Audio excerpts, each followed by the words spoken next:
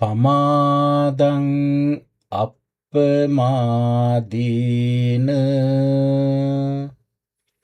යදා නුදති පණ්ඩිතෝ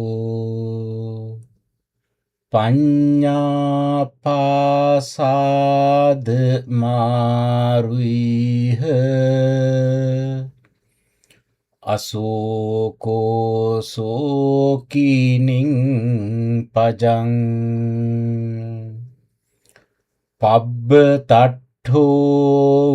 භුම්මට්ඨේ ධීරෝ බාලේ අවෙක්ඛති.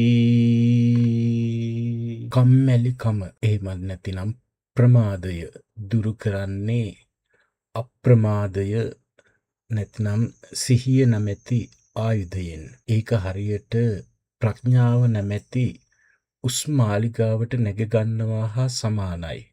එහි සිට බලන විට ඔබට ලෝකයේ මිනිසුන් විඳින දුක්, කම්කටොළු, ශෝකයන් ඉතා පැහැදිලිව පෙනෙනවා. ඔබ හරියට කන්දක් උඩ සිට බිම සිටින අය දෙස බලනවා වගේ ඔවුන්ගේ දුක්ඛිත තත්ත්වයන් දෙස ඉතා සංසුන්ව ශෝක රහිතව බැලීමට ඔබට පුළුවන් වෙනවා. ඒ නිසා සිහියෙන් අප්‍රමාදීව වැඩ කරන්න පුරුදු වෙමු. මෙම උතුම් දහම් පණිවිඩය තව කෙනෙකුට දකින්න ෂෙයා කරන්න. තවත් මෙවැනි දහම් කරුණු දැනගන්න අපව සබ්ස්ක්‍රයිබ් කරන්න.